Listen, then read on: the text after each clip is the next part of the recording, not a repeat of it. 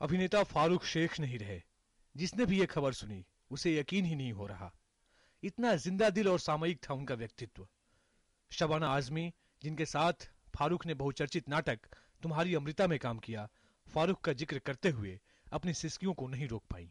मुझे कल रात में जब 3:30 बजे फोन आया रूपा का, जो उनकी बीवी है, जो कि मेरी बहुत करीबी सहेली है, कि फारूक शेख का दुबई में बहुत बड़े हार्ट अटैक की वजह से डेथ हो गया, तो तब से अब तक मैं अपने आप को संभाल ही नहीं पा रही हूँ।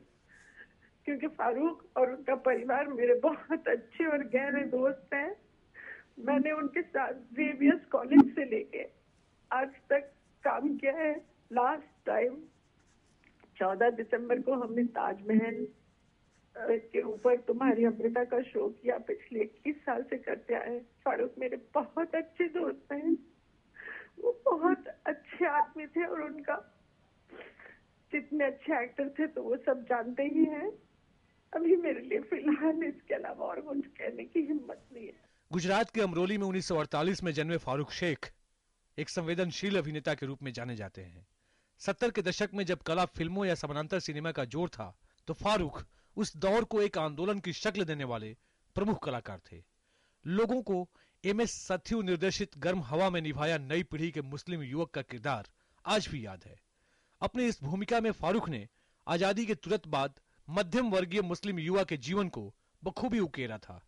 सत्यजीत राय की शतरंज के खिलाड़ी भी इसी दौर की एक अहम फिल्म थी, जिसमें फारूक ने अवध के नवाब के किरदार को निभाया। 1980 में आई फिल्म नूरी फारूक की पहली कमर्शियल फिल्म थी, जिसने बॉक्स ऑफिस में भी काफी सफलता पाई। इसके बाद निर्देशक सई परांजपे और अभिनेत्री दीप्ति नवल के साथ फारूक ने ऐसी जुगलबंदी रची जिसने एक के बाद एक कई सफल फिल्में दी।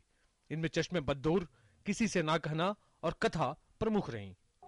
मुजफ्फर अली की ऐतिहासिक फिल्म उमराव जान वैसे तो रेखा के यादगार अभिनय के लिए जानी जाती है, लेकिन इसमें फारूक शेख की भी अहम भूमिका थी।